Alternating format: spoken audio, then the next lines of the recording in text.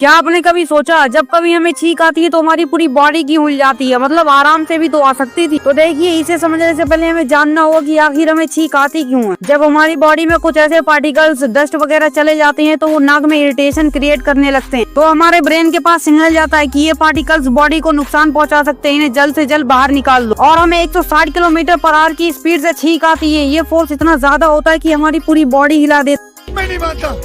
अगर वीडियो अच्छी लगी हो तो चैनल को सब्सक्राइब करें।